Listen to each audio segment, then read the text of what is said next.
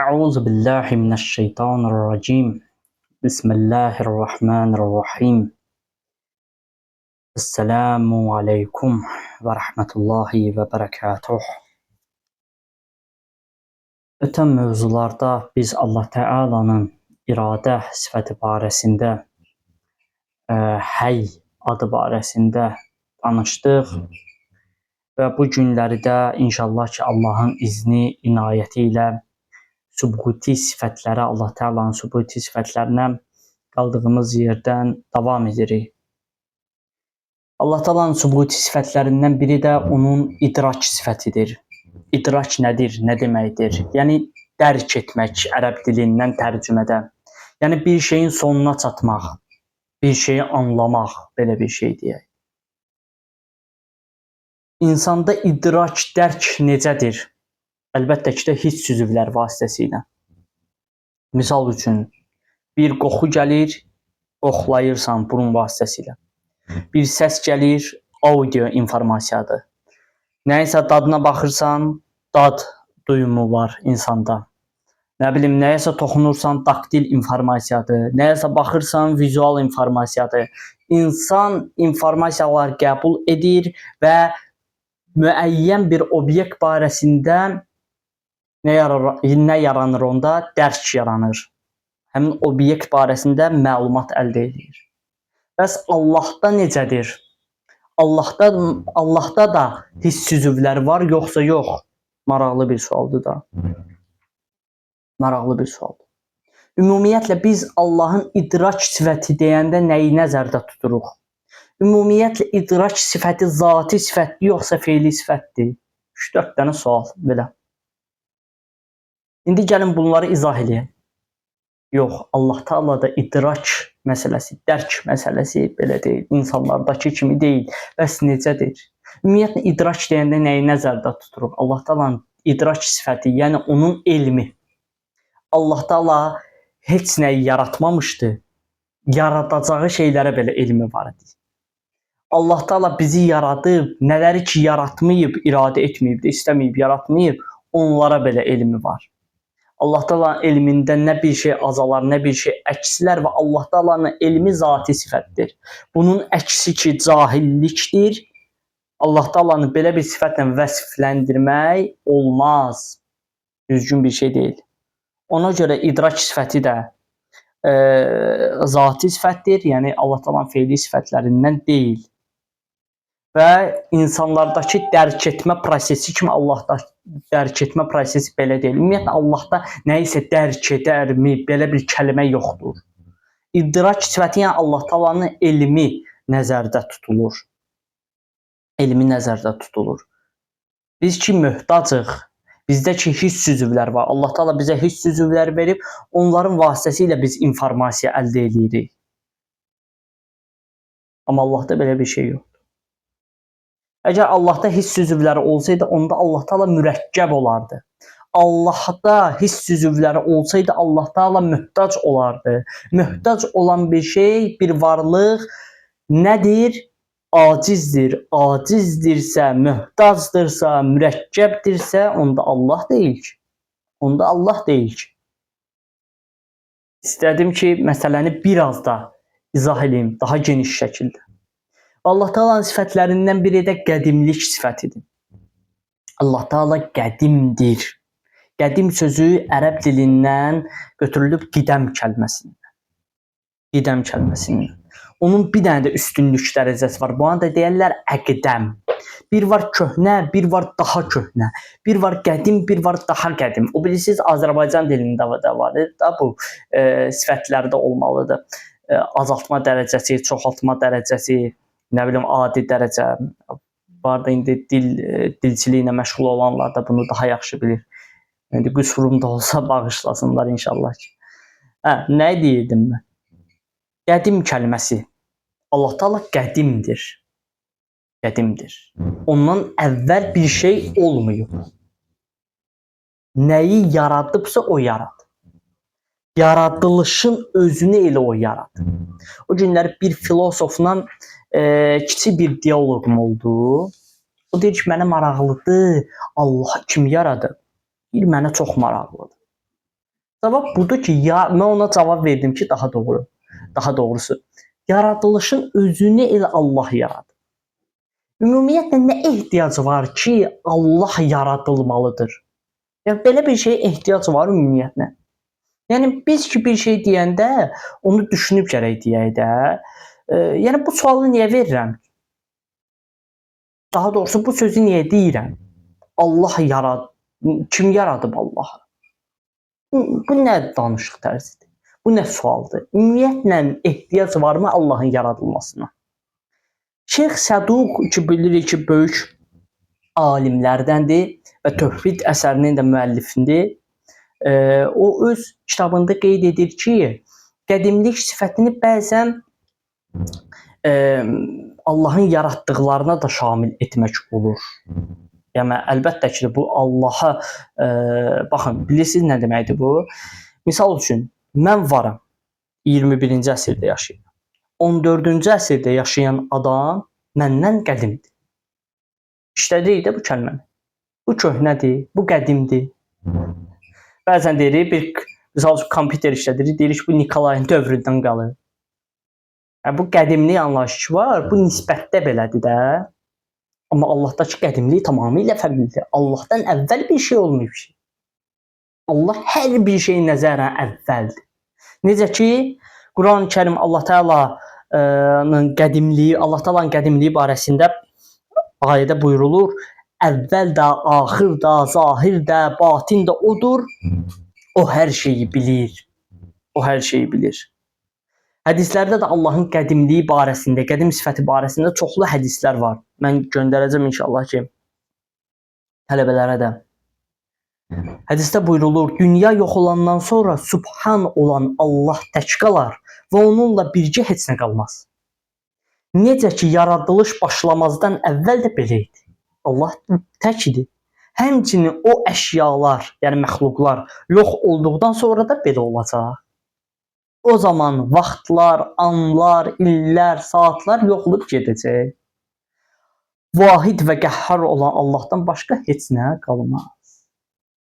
Zamanı da yaradan, məxluqatı da yaradan, yeri də yaradan, göyü də yaradan, bütün nələri görür, onların hamısını yaradan tək olan Allahdır.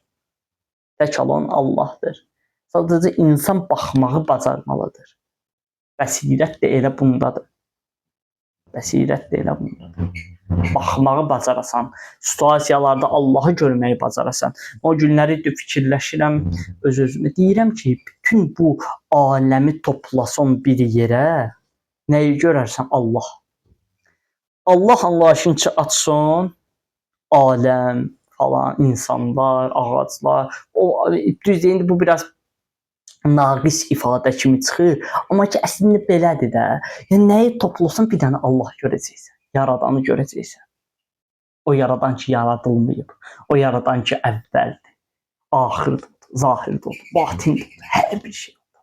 O hər şeyi bilir, hər şeyi bilir. Allahın qədim sifətli barəsində əqli dəlillər də var. Əqli dəlillər də var. Bu yaradılış aləminin özü. Elə buna əqli dəlildir. Nəyi görür? Görür ki, aləm dəyişir. Fəsillər var, insan yaşlanır, qocalır, cavanı var, uşağı var, böyüyür, sonra bu dünyadan köçür. Nəyi görürük? Dəyişkənliyi görürük. Amma vacib əl-vücudda dəyişkənlik yoxdur. Qədim olan bir şeydə dəyişkənlik olmur. Bu aləmin özü, bu dəyişkənliyi yaradan qədim bir varlıqdır. Halətində, belə deyək, onun zatında bir şey dəyişə bilməz. Bir, ikincisi, əgər onu nəsə yaradıbsa, deməli onu yaradanı da nəsə yaradıb. Bu minvalla elə sonsuz sayda da gedəcək. O ki, müfəssirlərdən biri vardı, qəşəng bir kəlməsi vardı. Deyir ki, qədim Roma idi ya Misiri, yadımdan çıxıb təmiz. Deyəsən Roma idi. Deyir, qədim Romada 30 minə yaxın insanlar Tanrıya sitayiş edirdilər. Özlərindən tanrılar düzəldiblər. Misal üçün də əkin Allahı, biçin Allahı, nə bilim, yer Allahı, göy Allahı ibadət edirlər. Deyir ki, küçədəki insanların sayından çoxdur ibadət olunan tanrıların sayı. ibadət olunan tanrıların sayı da daha çoxdur. Allahın yaradılmasına nə ehtiyac var ki? Ümumiyyətlə bu ifadəni hardan ortaya çıxdı? Necə ortaya çıxdı?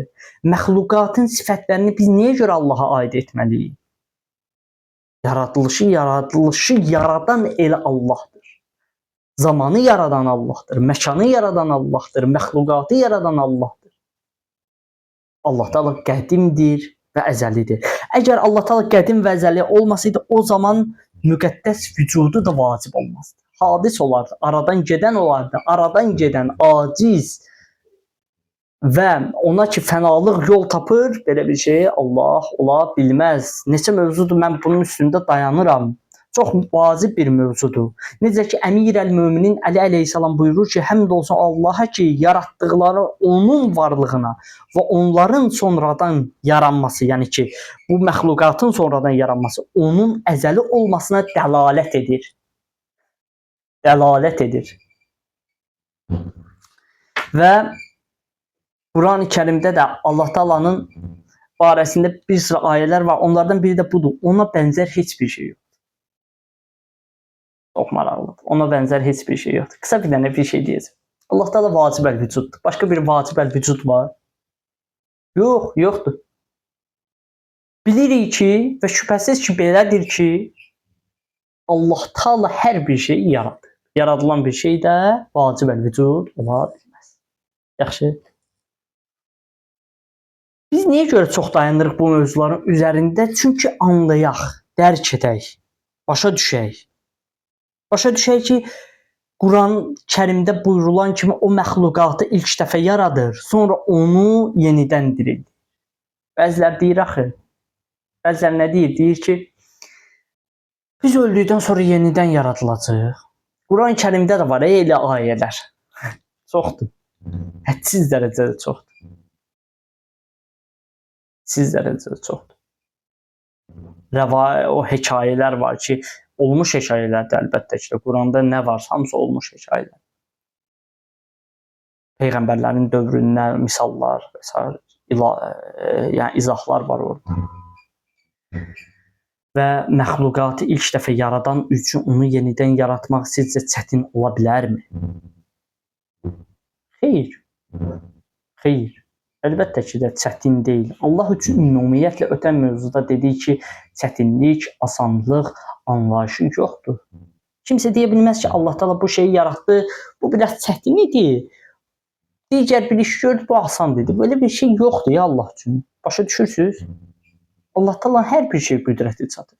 Bəzən əfsuslar olsun ki, biz dualarımızda Allah Taala'nın elə bir qüdrətini az görürük. Az görürük. Elə bir dua edirik ki, deyirik ki, səncə bu olar, öz-özümüzə fikirləşirik. Amma Allahı qüdrətli görən kəs bilir ki, Allah istəsə hər bir şey olar. Sən Allahdan istə. Şübhəsiz ki, Allah sənə ən xeyirlisini nəsib edəcək. Allah da ümumiyyətlə dualara cavab verir, bir. Amma ki, hər bir dua da istədiyimiz kimi də olmur. Amma bizim xeyrimizə bitir. Maraqlıdır da.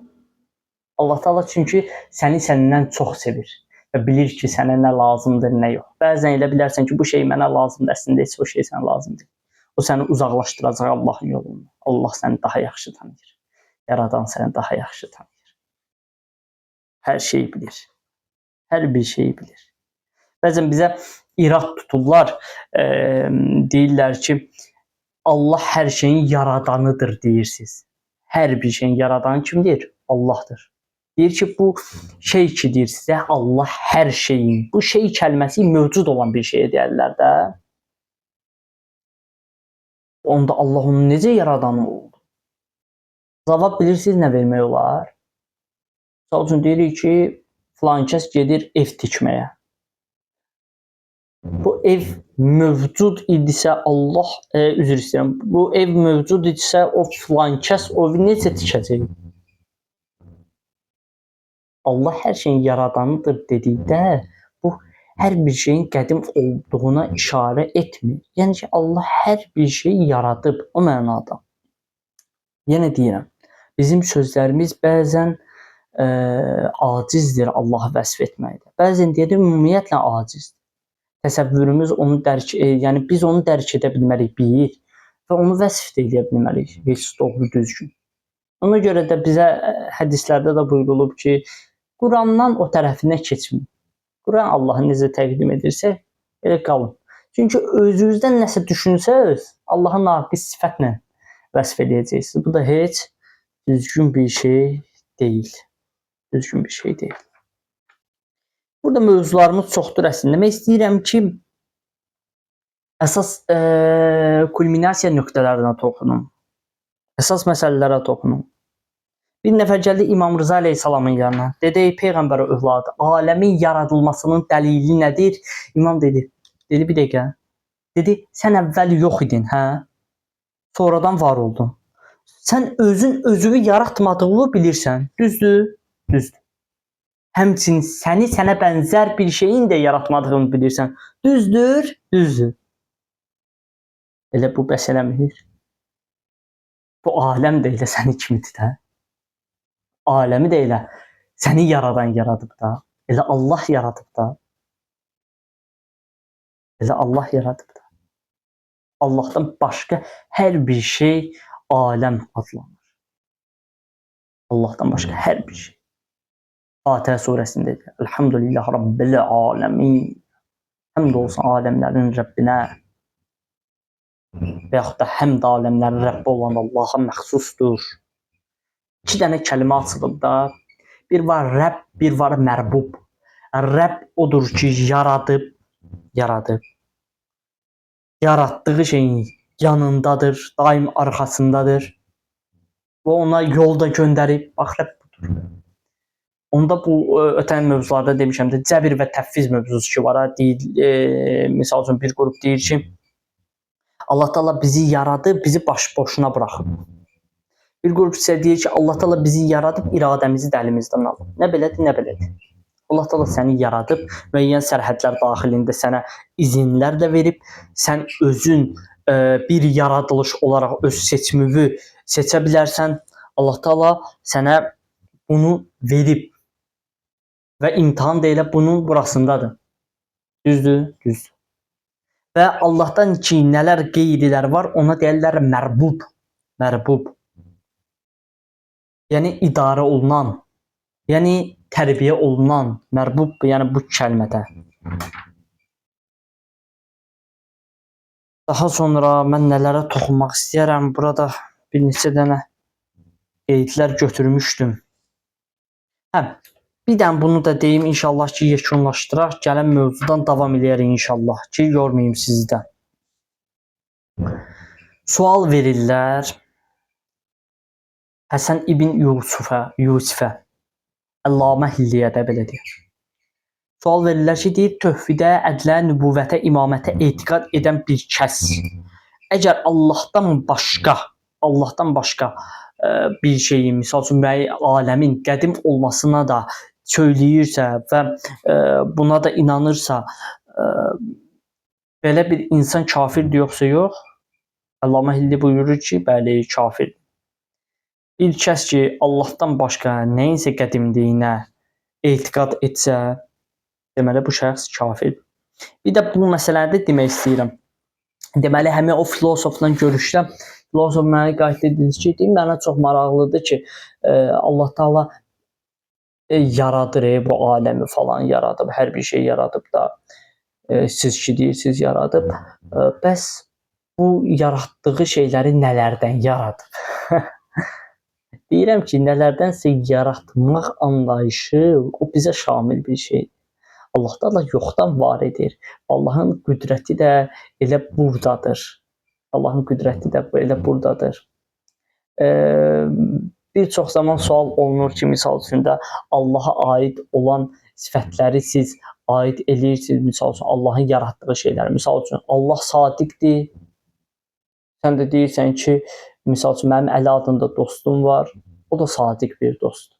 Belə bir şey demək düzgündürmü? Bəli, düzgündür. Ola bilər adlar eynidir, sadiqlik. Amma mənalar fərqlidir. Mənalar fərqlidir.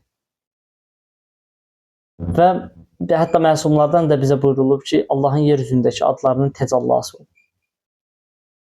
Mömin o kəsdir ki, onu görəndə Allah yada düşür. Mömin belə bir kəsdir və belə bir kəs olmağa cəhd göstərmək lazımdır.